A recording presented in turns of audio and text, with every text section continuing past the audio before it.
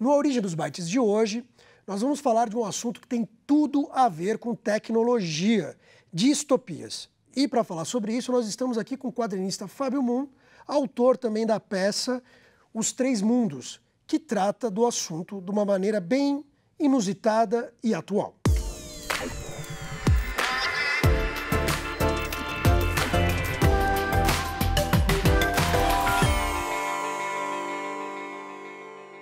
O Fábio começou nos quadrinhos aos 21 anos de idade com o fanzine Os 10 Pãezinhos, junto com o irmão gêmeo Gabriel Bá. Os dois voaram altíssimo depois disso, fizeram várias obras conhecidíssimas como Day Tripper e ganharam vários prêmios Eisner, que é o Oscar do quadrinhos.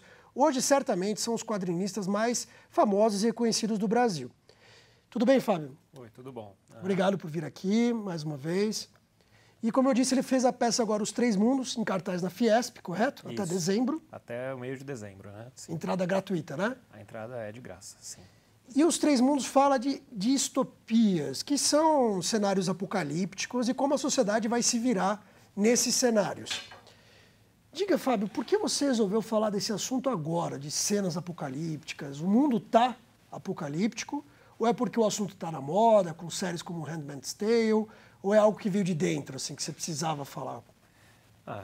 Eu acho que existem vários fatores que contribuíram para a gente escrever a peça desse jeito. E uma parte veio de dentro, mas veio de dentro da Paula Picarelli, que queria encontrar uma forma de colocar no teatro. Ela é a atriz principal da peça, ela veio falar com a gente que ela queria uma peça que tratasse, que tivesse alguma coisa a ver com uma experiência muito forte que ela teve envolvida dentro de uma seita religiosa. Uma seita dessas onde você se entrega por completo para a seita, dá tudo, dá o apartamento, dá o carro, se entrega completamente. Então ela teve uma experiência muito forte numa seita durante anos e ela queria encontrar um jeito de colocar isso no teatro. E ela achava que isso podia funcionar junto com o interesse dela também por Kung Fu, que ela pratica desde o final dos anos 90.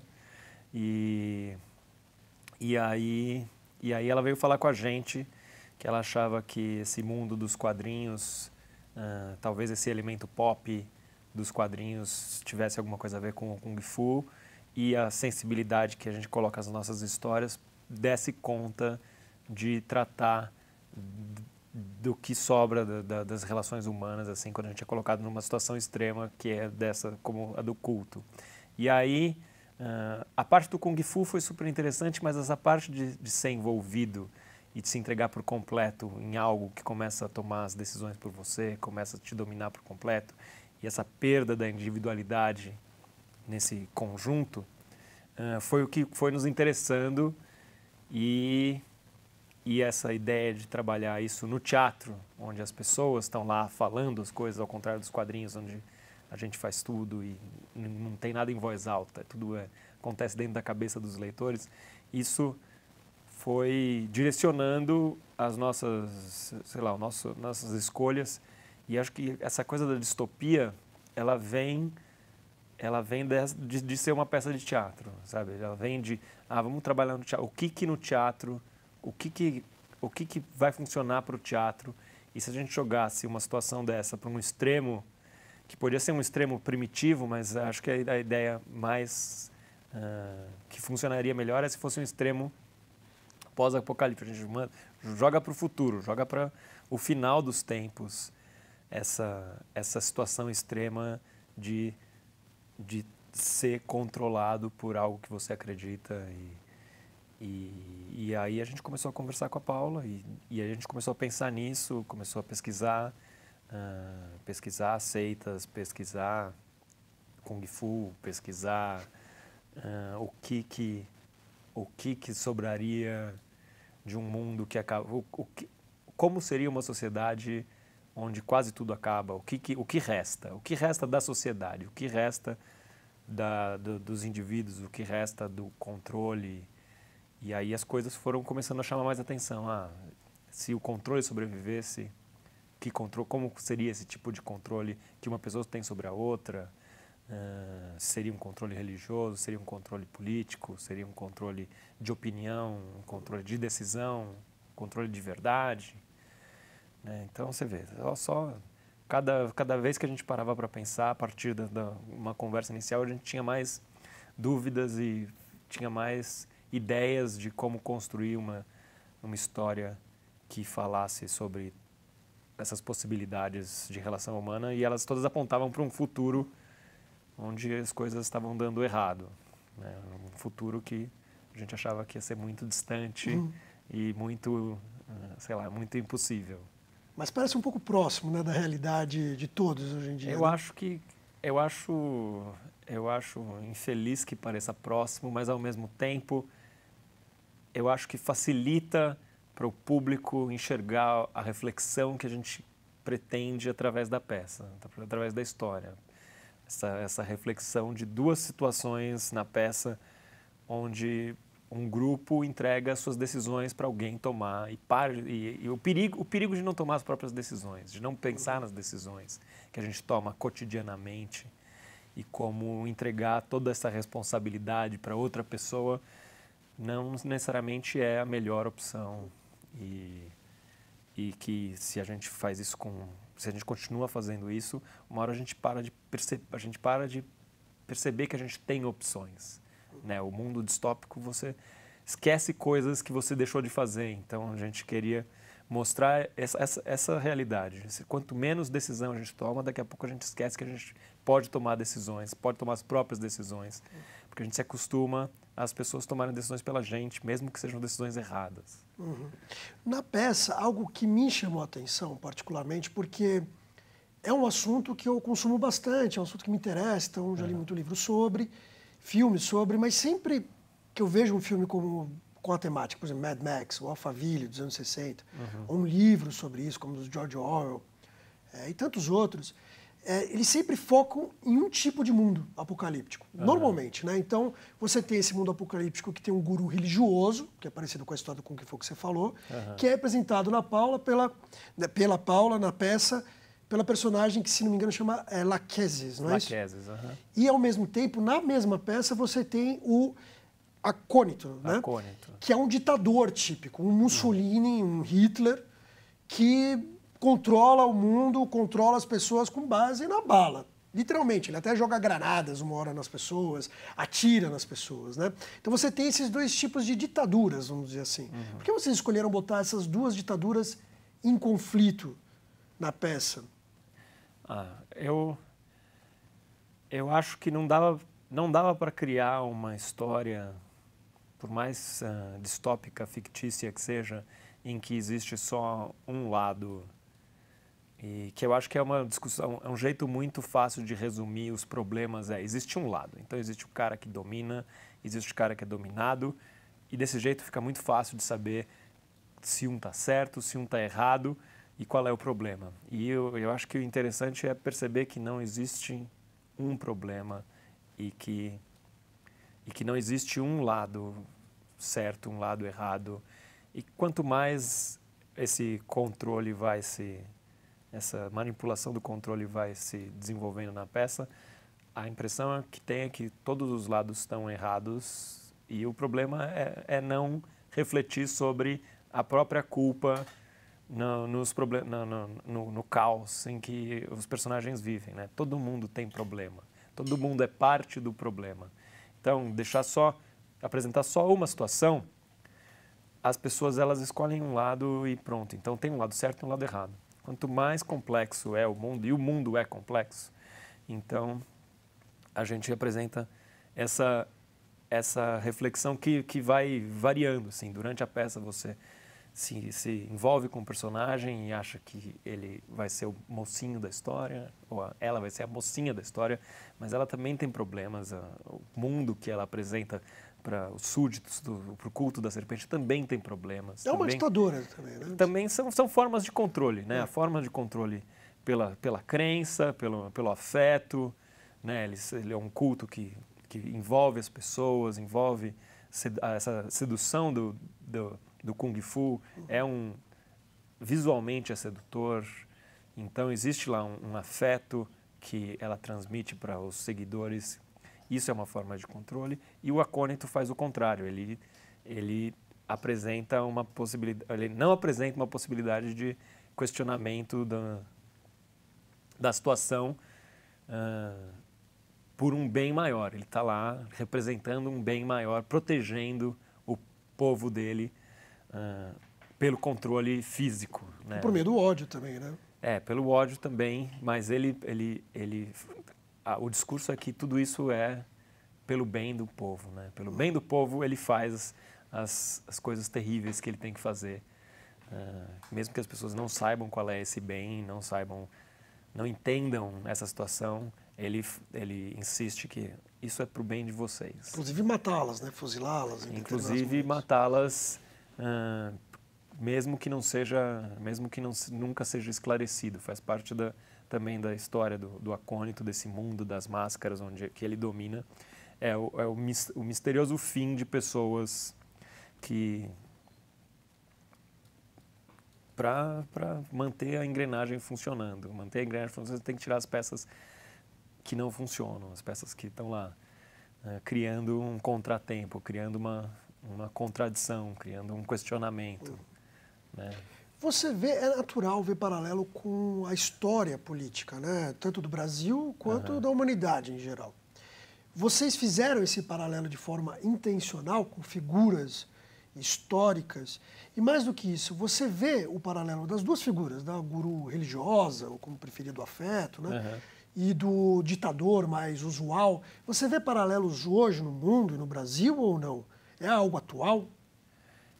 Eu acho que é atual no Brasil, é atual no mundo. Existem pessoas que têm um discurso autoritário que pressupõe que eles estão certos e que todo mundo está errado e que evita questionamentos. Existem pessoas que evitam questionamentos no cenário atual político, de todos os lados. Né? Também isso é algo que eu acho que tem, sabe, a gente está aí às vésperas de uma eleição onde os dois candidatos do segundo turno precisam afirmar que eles estão certos e apontar que os outros estão errados. E eles não podem se permitir questionamentos, porque isso diminui a imagem deles para o povo. Mas o questionamento ele é muito importante. A gente tem essa dificuldade atual de se permitir questionar e aprender com os erros, porque a gente precisa afirmar as qualidades acima de tudo e apontar os erros do outro. Então, e desse jeito sai todo mundo perdendo. Né? Então isso é muito complicado. Só que era para ser uma reflexão sobre, olha, vamos pensar que se a gente chegar numa situação extrema no futuro, é isso que pode acontecer. A gente pode perder a capacidade como povo de questionar os nossos líderes. Né? E o futuro vai virar essa coisa que tem na peça, onde a gente já perdeu essas liberdades de questionar. E a gente perdeu a capacidade de perceber que a gente está sendo manipulado. Eu acho que isso ainda não chegou. A gente não perdeu a capacidade de perceber que as coisas, que a gente pode ser manipulado.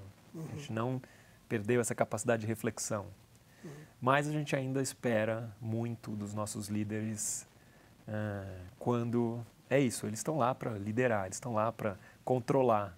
Então, tem que haver sempre uma reflexão do povo a todo momento, de que eles têm um limite e o limite deles nem sempre diz do nosso interesse. A gente precisa estar acordado, a gente precisa estar refletindo para que não tomem decisões pela gente. Eu fiz um texto, uma resenha, vamos dizer assim, sobre os Três Mundos no meu blog pessoal, como a gente conversou antes, né? E lá eu tomo a liberdade de relacionar as figuras da peça ao cenário político atual brasileiro. Você conseguiria relacionar a Laquese e o acônito aos políticos brasileiros atuais, ou seria muito extrapolar a coisa? Ou existe essa coisa do guru e de uma figura mais autoritária hoje em dia? Eu acho que existe uma relação possível, talvez ela seja simples, né? Porque daria para relacionar o Bolsonaro a uma figura mais autoritária, que tem um discurso onde o controle físico é algo em que ele já fez esse discurso. E existe o outro lado, onde as pessoas, existe uma parte das pessoas que são contra o Bolsonaro, que apoiam, não só apoiam a opção de não votar no Bolsonaro, apoiam a opção do PT. E um dos problemas do PT é que existem umas pessoas que seguem o PT como se fosse um culto. Não importa se eles cometeram erros, se eles cometeram acertos, existe aí um culto que não questiona o suficiente. Mas isso é um jeito simples de enxergar. Mas assim, é um jeito simples porque é um jeito imediato. Existem dois lados, então a gente escolhe um lado. Então esse lado é o mais autoritário, esse lado é o mais religioso, quase, é o mais do culto. Mas isso é também uma coisa, uma infelicidade da atualidade, que eu acho que diminui a capacidade de enxergar a situação que a gente vive. A situação que a gente vive necessita uma reflexão que não seja reduzir a estereótipos, a imagens, que é uma coisa que a gente estava conversando lá fora sobre por que as distopias elas tendem para o pop, elas tendem... Que eu acho que é isso, num futuro distópico, num futuro pós-apocalíptico, as coisas vão acabando e o que faz mais barulho se sobressai. Então, eu acho que essa coisa pop porque é isso, sobram as grandes imagens. É assim, uma imagem que deixa de ter um significado muito profundo e vira uma coisa mais icônica.